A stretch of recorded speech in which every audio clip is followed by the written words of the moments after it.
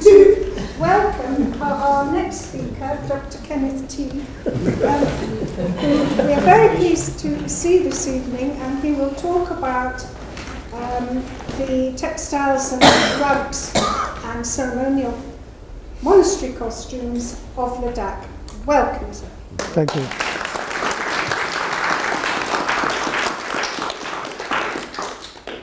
Well, good evening. In 2006 and last year, 2013, the Orts chairperson and myself visited Ladak. That was part of our sort of circuit of Tibetan borderlands, if you like. And I was studying Tibetan art and Tibetan material culture. So Ladak, well, first of all, a surprising number of people don't know where it is or anything about it. And basically it's between India and China, and those have been the two of the major influences on it during its history. It's on the upper Indus, which is, you can just see that blue line, the Indus River goes up there and then curves around, and Ladak is a sort of country that sits along it and on some of its adjacent rivers.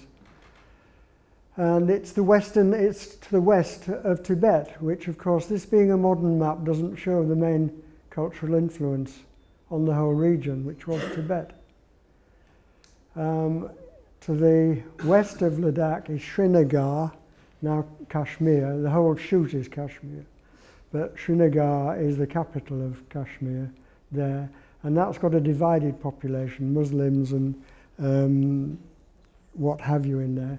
Ladak itself in the west is Muslim, Islamic, but in the east it's Buddhist. It's one of the few remaining Buddhist cultures left in the world, given that Tibet itself has been smashed up by the Chinese.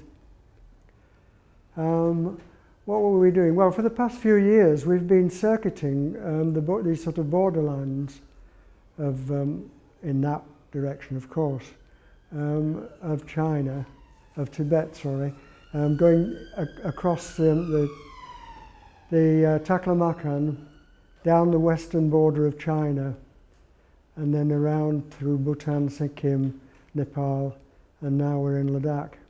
So tonight I want to talk about Ladak costume and textiles, given the audience. Given the audience also, I thought to structure this talk on materials rather than history, and put the history secondary to the materials themselves. So what we've got is cotton coming up from India, begun to be made, produced in about 3000 BC, 2500 BC. And silk in China, perhaps about the same period. And these two, really, India pushed its wares up and then exported them east and west like that, until quite recently, till the 17th century or so. China, origin of silk weaving and that, so sent it across here, and then it came down. What we're talking about is the Silk Roads, going across this way, Southern Silk Road and Northern Silk Road. That's a complete misnomer in a way. It's Baron von Richthofen in 1877 gave the trade routes this name, this singular name, Silk Road. It's a misleading thing because there are roads crisscrossing on all levels. There's a major road going through Tibet, for example, to Ladak, and then to China. The Southern Silk Road down here, Northern Silk Road down here, the Nomads route up above here, and then ditto north to south. It's just a crossroads, irrespective of the terrain, which is high. I mean, Ladak's average altitude is 10,000 to 11,000 feet. Yeah, okay, so it's a high mountainous country, very, very cold in winter. oh, now it's sort of modern. Well, I'd say, okay, it was an independent kingdom, or kingdoms, chieftainships really, till about the 10th century AD. And then the Tibetans conquered an empire, and based on Lhasa, they really encroached on a lot of Central Asia and right up to this sort of region, and perhaps down into India, Nepal even. And so it was an independent kingdom from Tibet, Tibetan in culture from the 10th century onwards, or longer than that. Sorry, I'll go back to that in a moment. But in the 19th century, it was conquered by the Hindus from Jammu and Kashmir, and turned into a princely state, which was then sort of incorporated, but at a distance in British India. The British never ruled Ladak directly. It was always a princely state that was had residents and people like that. I mean, there's a strong British influence, but nevertheless, it wasn't ruled by them, as was Pakistan. And then the Tibetans had a strong influence, from the 7th century when their empire started, then again from the 10th century when Buddhism moved in, and then from the 17th century when the Dalai Lamas conquered in that region and put them under a sort of religious subjection.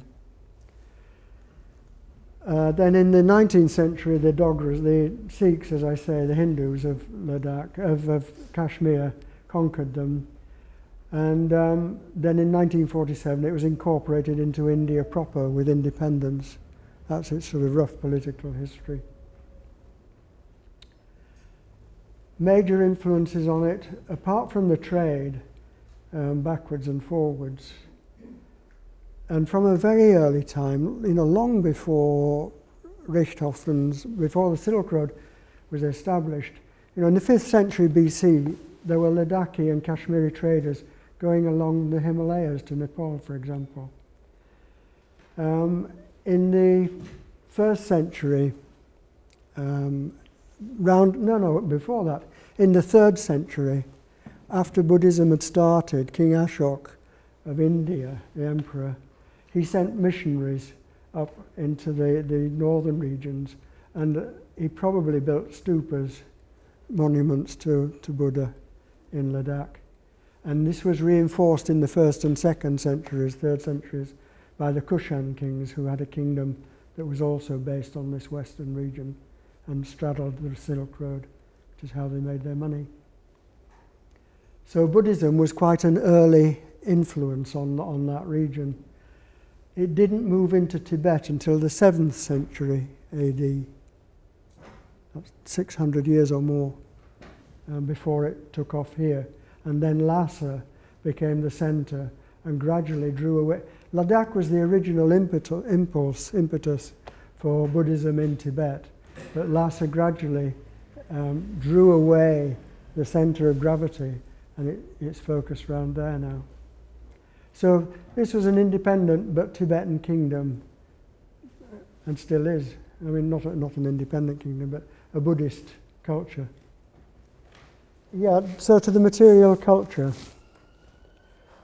And a question that I've always got in mind, when we talk about rugs and textiles, there's a very sort of dogmatic view can creep in, and it says this is a Turkmen textile, or this is a Ladakhi textile. And it interests me to sort of question that categorization, and to always hold it up to question, which in the case of Ladakh is very pertinent. Okay, so we've had cotton coming up from the south and silk from the north and northeast. Ladakh doesn't produce either of those. It's a very high country. What it does produce is wool. And so what I wanted to do was structure this talk around these three materials: cotton, wool, and silk.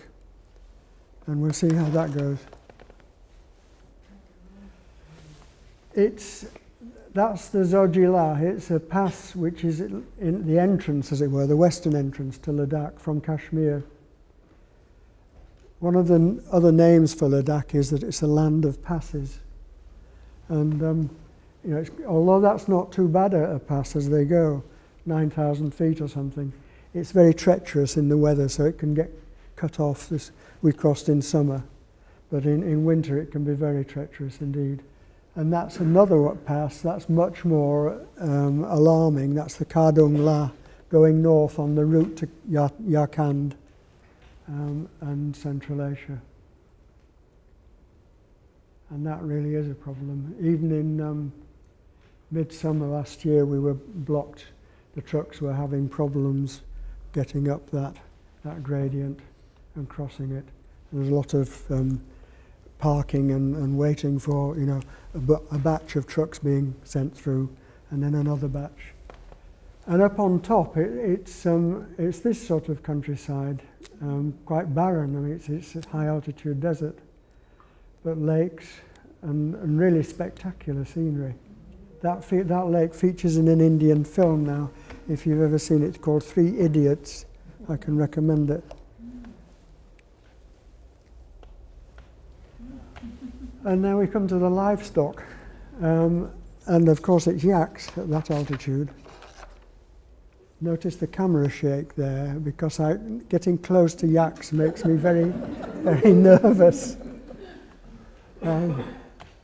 Wait a minute, I think there's a better, yes, that's a more, you know, a steadier shot. And they were probably domesticated in the area of western Tibet to the east of Ladak. Ladak sort of inches onto the Tibetan plateau, so it has this high ground as well as lowland. And of course that's transport, apart from anything else, wool, milk. And there's some tarted up for the tourist trade, I imagine. Okay, so it's the livestock. We're into yaks at the moment. Sheep, of course, and that's really the mainstay of the economy. Goats are put into sheep flocks to lead them. Goats are smarter, and so they tend to you know, guide the sheep. It's quite a definite practice. A nomad camp, and you can see the stone walls that they're using there, and then whatever materials they've got to hand, canvas and polythene. And then in the valleys, this cultivation, quite intensive but quite restricted at the same time. The range in the back is Zanskar, which Philomena can tell you all about. She's working on projects dealing with that region. And again, you can see the restricted nature of the cultivation. Barley mostly, and a bit of wheat here and there. And in fact, despite its altitude, there are some parts of it where you can grow grapes and make wine. It's quite remarkable. What about apricots? Apricots, very much so, yes. Introduced by Padmasambhava, Padmasambhava, the Tibetans call him Pemisambhava. Padmasambhava, the Ladakis call him, was a 7th century Indian teacher who introduced apricots to here and to Baltistan, as well as Buddhism. So they might export apricots? Or? They do, yes, to India. And they're the descendants. They're sort of the main, one of the main routes, not the main, one of them, was from Ladak, from Leh, the capital, north to Yarkand on the Silk Road. And that was very much camel trade. And these are some of the descendants now housed in Nubra Valley in Ladak as, again, for tourist consumption. The Indians like them very much, very popular. And again, you can see the mountains everywhere. And then horse transport, pack transport.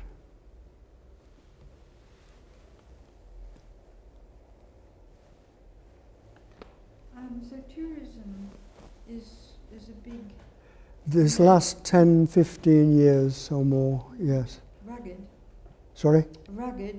rugged. Rugged country, yes. Yes, oh yes.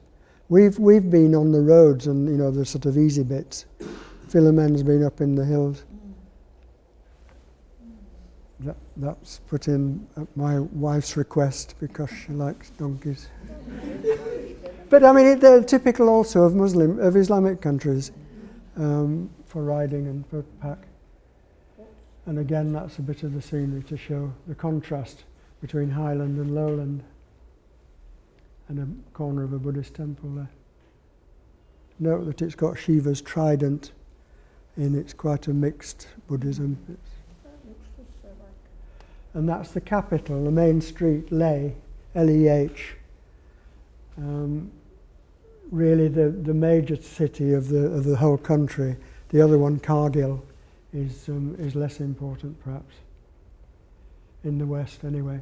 And you see up there, there's a palace, it's sort of in the style of the Potala in Lhasa, and in fact a stupa there as well, just beside it. And this is the bazaar, and it's very colourful, and loaded with shops. Oh, you can see the stupa there more clearly.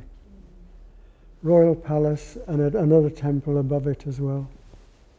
That's where the kings used to live, but as I say, they were deposed and moved out down the road to Stock.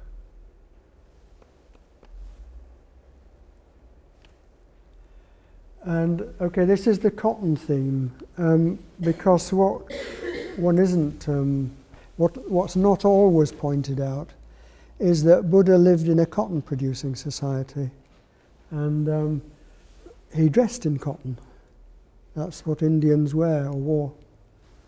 And this is Maitreya, one of his attendants there, and you can see this is the Indian style of clothing, brief and a lot of body exposed. It's very different from the Chinese style, which covers up the body. That's how you can often crudely tell them apart.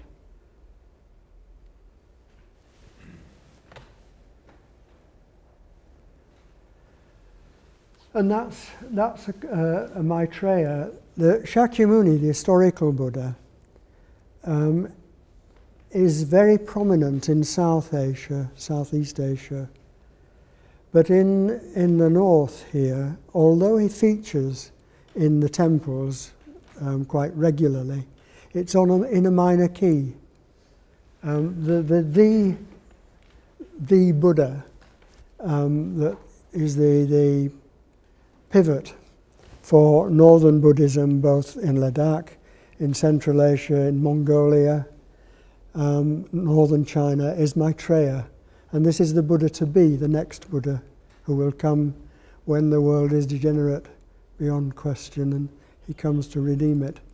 So this is Maitreya, a Maitreya figure that was carved, depending on your source, either in the 1st century AD by the Kushans, or in the 8th century AD. And so take your pick about which source you go to for that. But this is going into the sort of western end of Ladak. This is Mulbek, and you can see it's got a Gompa temple built around it, around the base now. But formerly it was on its own. It was just there, and it's one of several in Ladak. It was, you know, there a feature right through the country, and in Zanskar as well.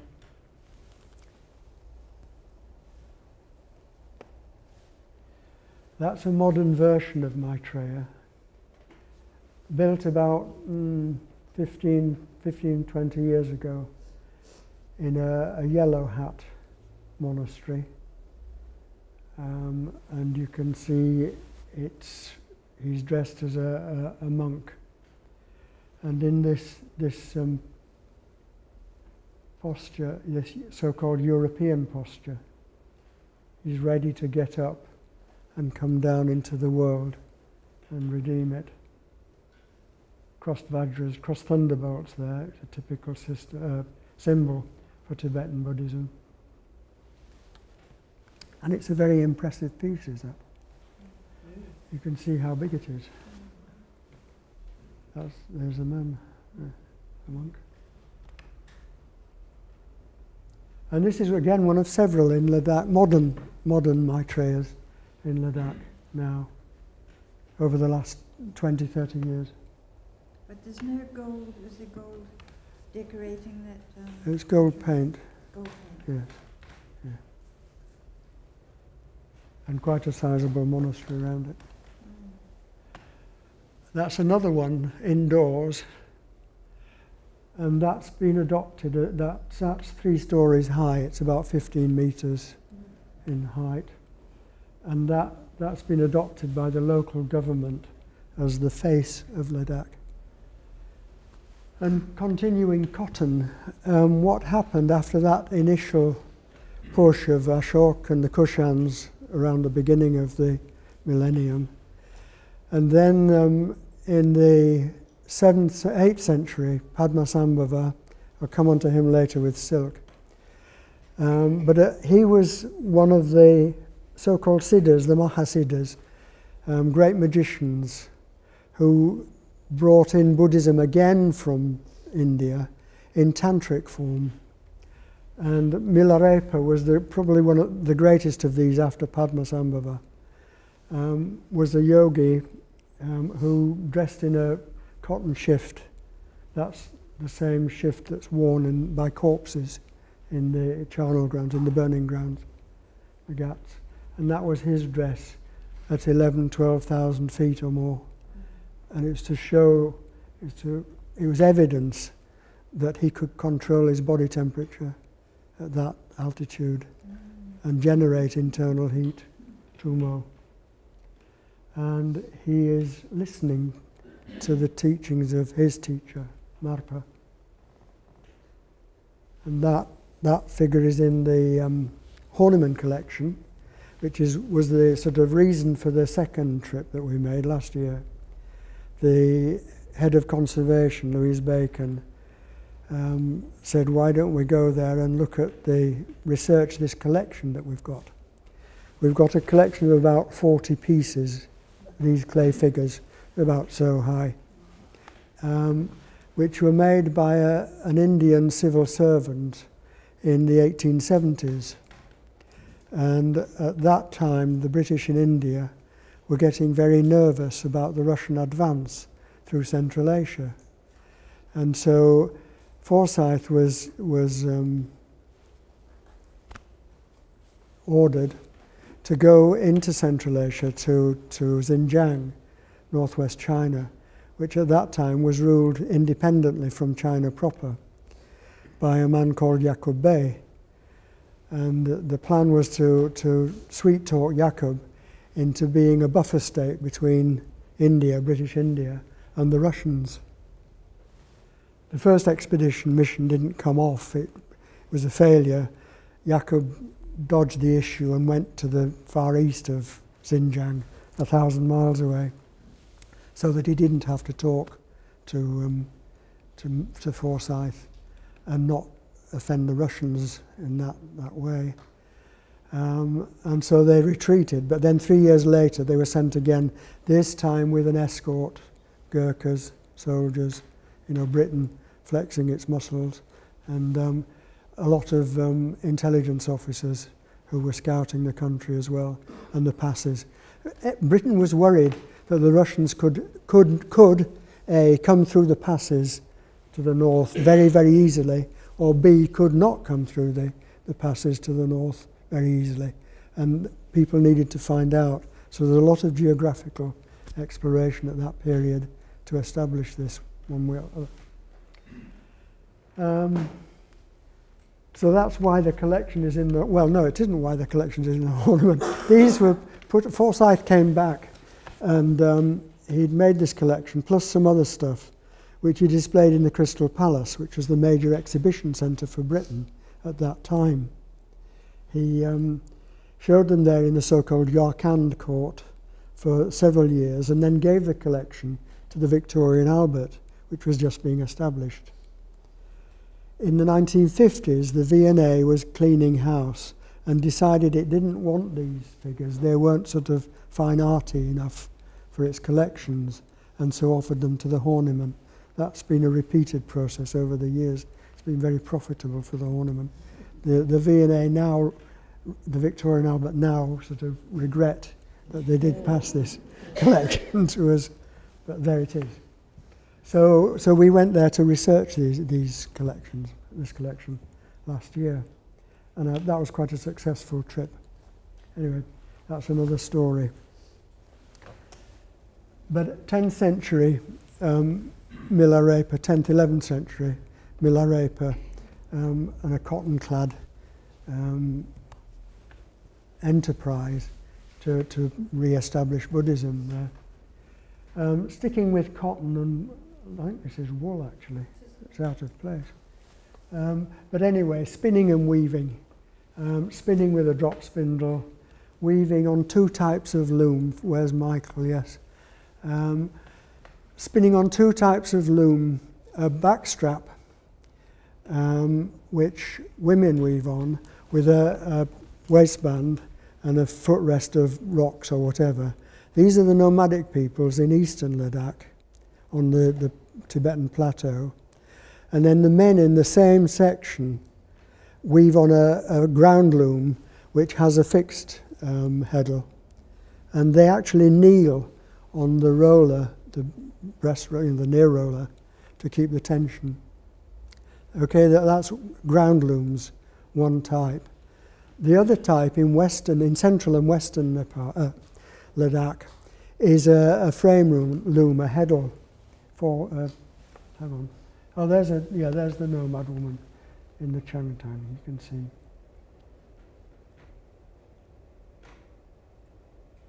Michael always says, "What about the weavers? Why don't we talk about the weavers?" Well, that's what I'm trying to do. Looks very long piece. Well, it is a long piece, yes. It's strips of plain weave, maybe twill, but plain weave probably in that lot. And then it's made up into clothing, into tents, into, you name it. It's the basic stuff. And would that have some yak fibre in it? Or? Oh yes, yak and goat, basically, for the coarser cloths, and sheep for the finer. Okay, so spinning, men and women spinning. She's in traditional dress, he's in, contemporary Western dress, which plastic is shoes? Plastic shoes, which you'll see that division repeated in several of the shops. Okay, and that's the other main type, Central and Western Ladakh, okay? A frame loom with four treadles, what have you. And she's weaving plain cloth again. This loom you can pack up very quickly, easily, and transport it and move it. And if there's a very, very good book by a woman called Ahmed, Living Fabric. She focuses on the backstrap looms and the nomads, but in fact covers Ladakh generally, and is an excellent coverage of weaving in Ladakh. The big issue I have with her is that she says that in central, which is where this is, and western Ladakh, only men weave. Here's a woman weaving. It's just one of those things that's been overtaken by events, I think. She's probably been trained by an NGO in Leh. And what's her book called? Living Fabric.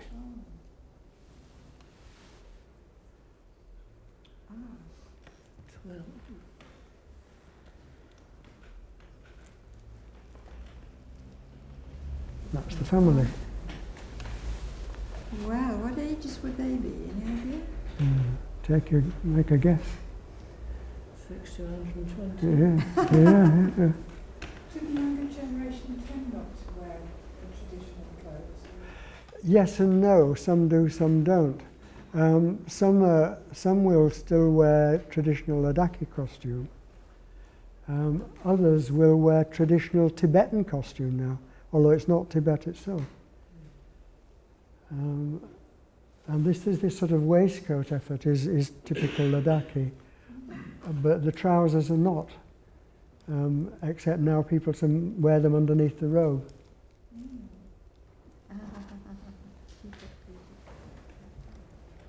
This is a place called Chilling in central Ladak, very famous for its metalworking. But we caught the weavers there as well. This one is put in to show off that waistband, of which there's an example along the stage here. And it's tie-dye, resist dye decoration. And then, you know, a modern cape in sort of synthetic or whatever it is. And that's the gang waiting for the Dalai Lama. While we were there, the Dalai Lama visited, and so everything came to a standstill, and everybody rushed in to watch him. There's a woman in traditional Ladakhi costume. That's very typical indeed, this sort of long robe. Men and women wear it, and the hat as well is worn by men and women. Another example. Her jewellery is quite modestly, you know, managed. I mean, some of them are really overloaded with stuff. Okay, women shopping at a festival. They're doing cham dances in the main place. Next. Let's just try that. Yeah. Now that's really over the top. You know, I mean, it's not typical. It's modern, and they're flaunting it. They're greeting a lama. They've got presents next. This is more Dalai Lama audience. But what you can see is that they're in an absolute finery with these turquoise. Sorry? Is that strip? Is that turquoise? Yes, turquoise. Yeah, yeah. And it's said to represent the old snake cult. The women were fond of snakes at one time. And in fact, some of the temples are built on old snake sites. Nagas lived in the water, and they were reformed by Buddhism. Next. And there, it just goes on, look at that.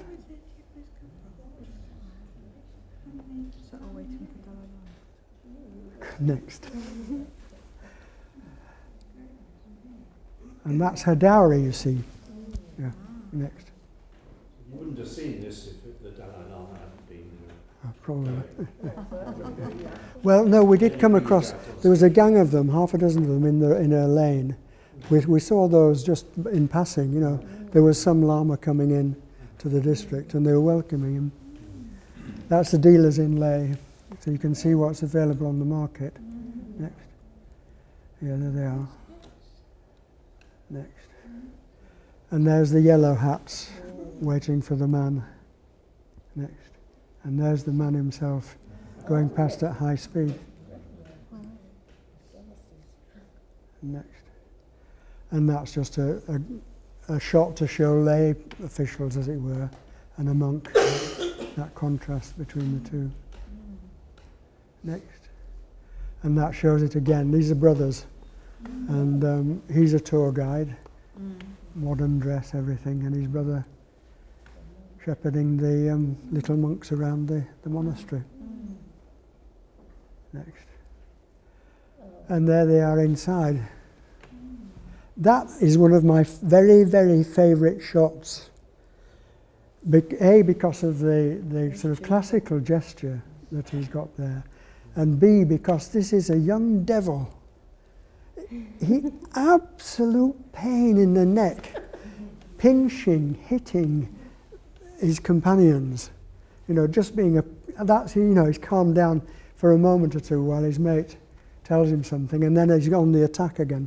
The absolute, yeah. And that will be changed and transformed. I don't know if you've seen the film The Cup, about the little monks in Bhutan, I think it is, getting a television set to watch the World Cup. And the hero of that is a real raggedy, roughy-tufty monk who will, a wheeler dealer, who sacrifices in the end his own time watching the television, the match. All the other monks are in there, including the abbot, cheering and shouting, and he goes away to find something to comfort one of the little monks he's cheated. He's transformed. Yeah. Okay, and so more rugs now. We're on to wool, in case I didn't make that point. Tibetan saddle blankets and rugs. But you see she's in Islamic dress, shalwar kameez. Tibetan house in a village next. And we'll go through these fairly quickly. There's just a run of their rugs. Yeah. Yeah.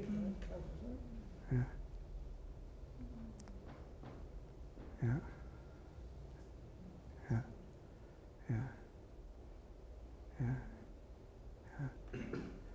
And a slightly worried looking curator in the front room. But a splendid rug to sit on next. And a less worried driver. In fact, a rather redoubtable driver. Next. And that's the family. He's the man of the house, she's the woman of the house.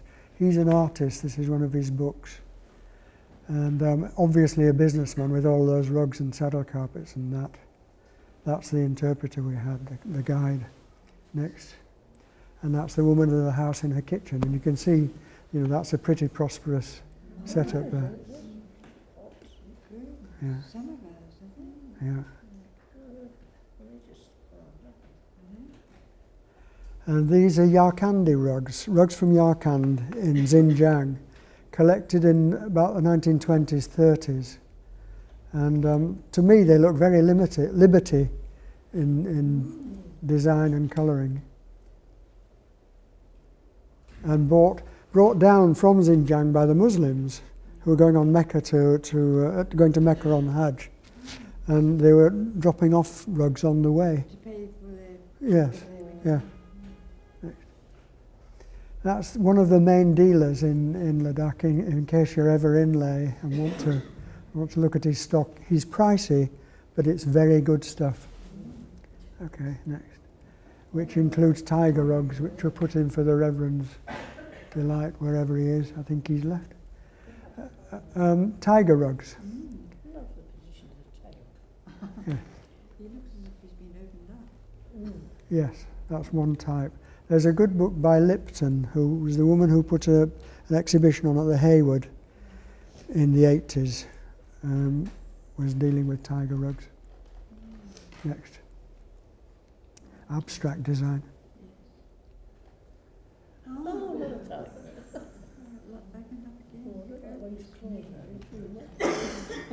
Next.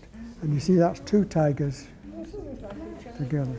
And that's a skeleton rug, which really should have been moved from that position to the end of the round, but never mind. That's probably, or it's maybe, a tantric rug to perform rituals and visualize yourself as a skeleton as part of tantric Buddhism. But, having said that, on the one hand, this is in Leh, I've seen a photograph of a very similar rug on sale in Nepal at Namche Bazaar, which is sort of base jump off for Everest, and it's labelled as for a traditional rug for sale to tourists. Next.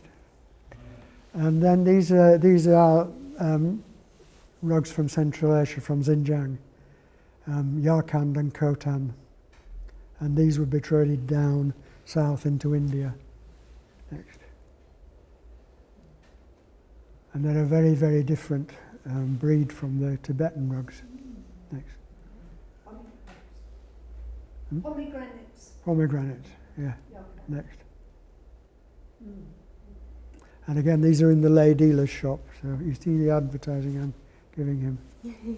Next.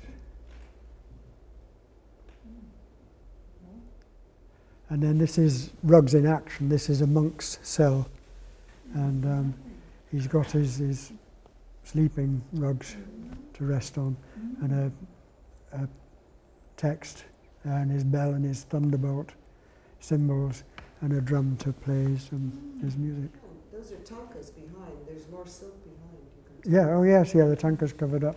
You see with the cover on them. Another monk's set up with his drum beater there. Okay, and that again is out of place. That's cotton, you see. That's the Buddha. It's a Western Tibetan figure, but that shows you Indian dress, which is very different from the monk's dress we've just been seeing. That's made of stucco, which is what the little figures are from Forsyth, or painted clay. Next. And then these are just to show the scenery and the pretty pictures, okay? Monasteries, various. We've done that. And that. How is that? Okay, Wheel of Life. Pause there for a moment. That's a very frequent feature of the porches of monasteries as you go in. It gives you the whole teaching of Buddhism there. Is it a mandala? It is a mandala, yeah. And then some interiors, a lama's throne, so-called. Lama is a very debatable term. It means teacher, but we tend to use it very loosely as monk. It doesn't mean monk. Sorry? Yeah, these are all silks. Probably some of them modern, I would guess. Yeah, next. Interior shots, pillar, rugs, covers, musical instruments.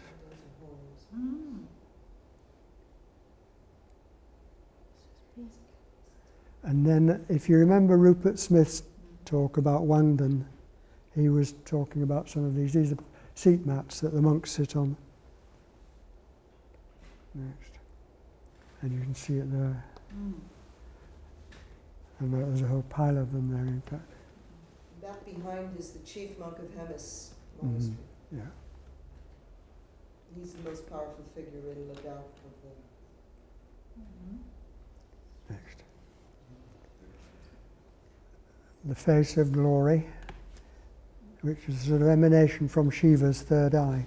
And that, again, that's a very typical feature, very typical motif in interior decoration in the monasteries. This is all painted wood. We're questioning the monk here solely because Louise wanted us to see this tomato ketchup bottle and his biscuits. Next. Why have we got those? Okay. That's the end, but it shouldn't be the end. Anyway, that's the first king of Tibet, Songtsen Gangpo, who was probably from Ladak, but founded a kingdom based on Lhasa in that central Tibetan region, or before Lhasa was founded, in fact, and then conquered a lot of Central Asia and round and about. And in his period, Buddhism was sort of introduced amongst the royalty. After the religious kings ended in the 9th century, it sort of lapsed for 100 years or so, and then had a second wave that the men with the cotton robes introduced. And then monastic orders were founded. Yeah.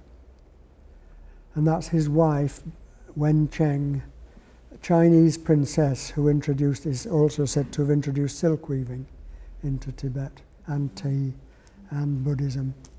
You name it, she's a sort of big civilizing influence, according to one tradition. Next. There she is in another guise, but again dressed in fine silks. So these are sculptors, not Yes, painters? these are sculptures, yeah. Ken, where are these? These are in the Jokang, in Lhasa. Ah, Yeah. all right. Next. And there's the king again, with a turban, and you can see a god peeping out of the top. But he's in a quite plain robe. He dressed in plain homespun and skins until his Chinese wife came along and said, "Hey man, get out of that gear," and introduced him to silks. And then after that, the upper classes adopted silks in Tibet.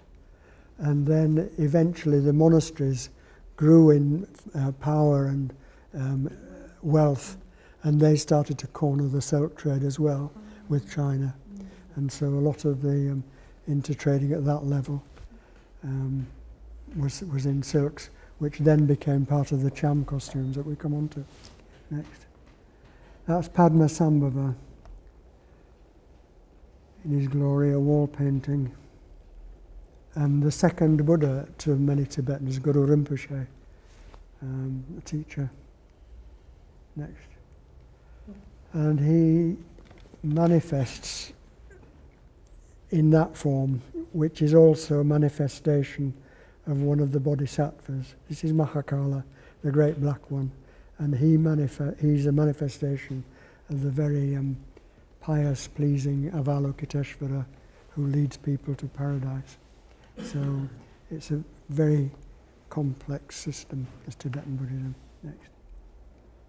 We got into the Cham now, which is the silk. This is Cham is a mask dance that the monasteries put on, both for their own sake, to relive the Buddhist teachings and to teach their secular audience about Buddhism, and to teach about the period in between birth and death. In Bardo, after you've died, you face all sorts of temptations and distractions, but if you can pull through it, you're reborn, maybe as a dog, or maybe as a person. That dog haunted that dance floor. Next. But these are the sort of figures you will see in Bardo, and these are in brocades and silks from China now, formerly from China, but also made in India now, and latterly in the 19th century, early 20th, from Russia. So again, it's a jigsaw of materials. Next. Yeah. And we can go through it. Yeah, next.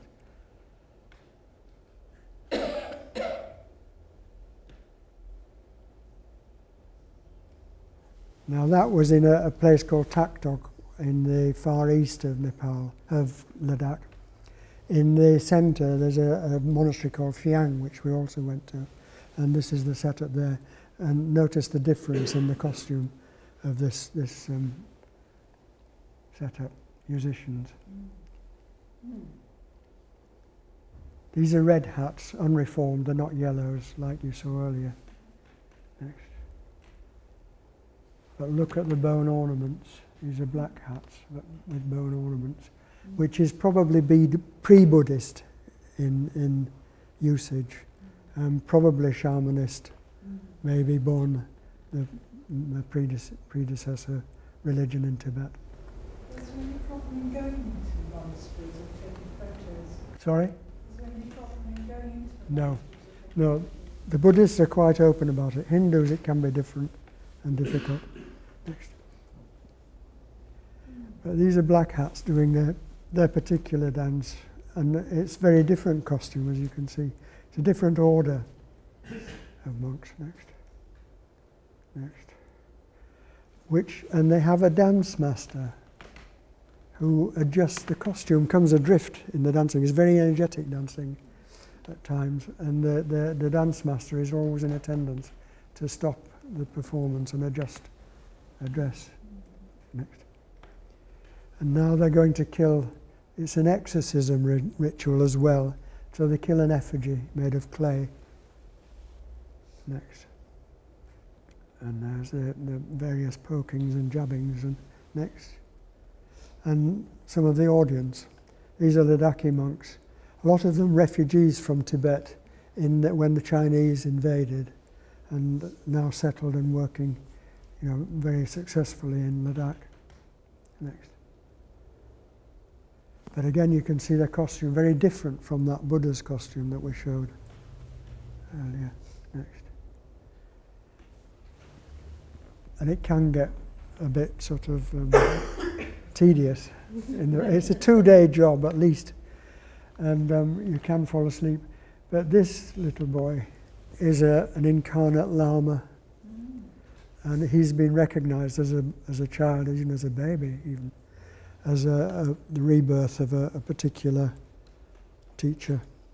And so he's being nurtured now and educated in this monastery. And next. And he's there talking to his tutor. Yeah, that's about it, I think. I was going to end on that skeleton rug because that's a nice contrast, but it's gone adrift. Yeah.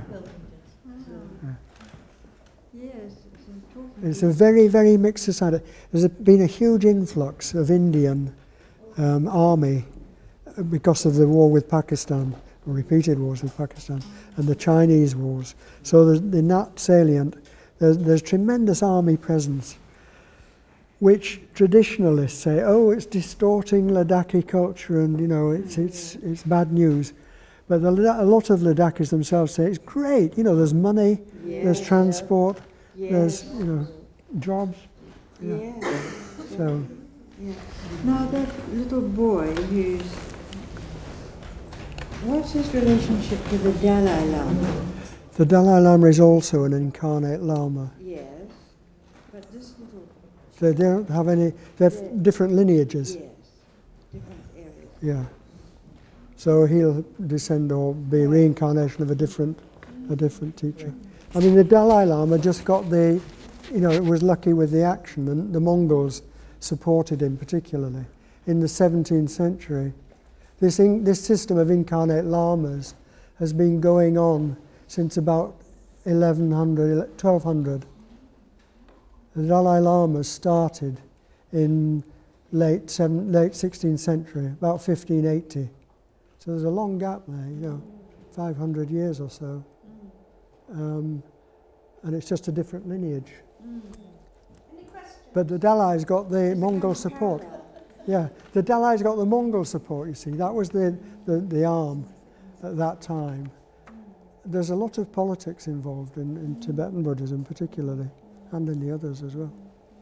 The red felted wool cloth that we saw a couple of times, which surrounded the horse saddle covers.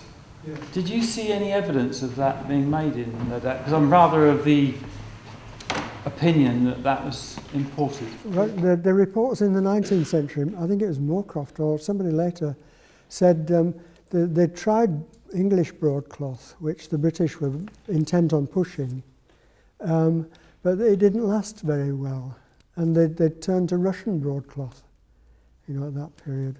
Similarly, I suppose all the silk is imported. Oh yes, yeah. There's nothing local. It's purely it relies on imports. Yeah. And always has? Sorry? And always has? Always has, I think, yes. It just produces wool, and the rest of it. Well, there would be sericulture in the Tarim Basin. I mean. Yes. Oh yes. Yeah. Yeah, but not in Ladak itself. No. Any other questions? Is there any connection? I'm sorry, I don't know. No, go. Mongolia and Ladakh, is there any? There used to be a particular connection between Mongolia and central Tibet. The Mongolians supported the Yellow Hats, the Dalai Lama's school, and really gave it clout, and appointed the fifth Dalai Lama more or less as the religious and secular ruler of Tibet. A lot of the other orders disagreed with that. A lot of the Ladak has a very strong order called Kagyu, Red Hats, and they're a bit antipathetic. With the destruction of Tibet and the Chinese invasion, the Dalai Lama quite rightly has said, let's forget all the infighting between the orders and just present a united front, which is the best bet that Tibetans have got. But I mean, talking of Maitreya, for example, the Mongols themselves, since independence, since the communists collapsed, they've started Maitreya festivals again. We've seen those, and parades, and in Karakoram, in the central, the heartland of Mongol. Right, well, it remains for me to thank Ken for incredible photography and scholarship and research, and a quite delightful lecture. Thank you very much.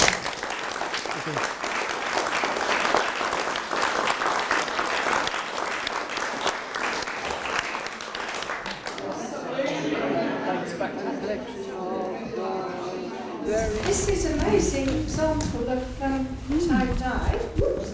And this extraordinary coat was worn by high officials in Ladak. And the lining is rami, which is apparently related to nettle. So, Nettle cloth.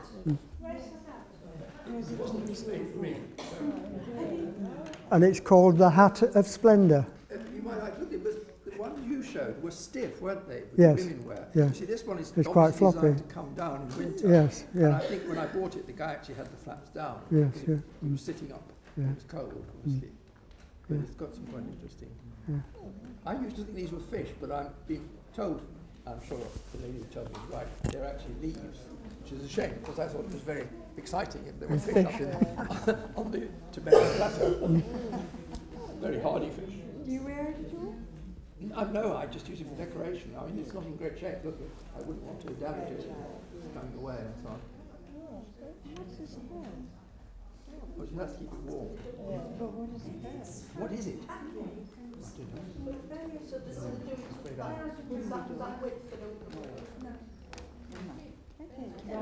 Did you see any felt being made?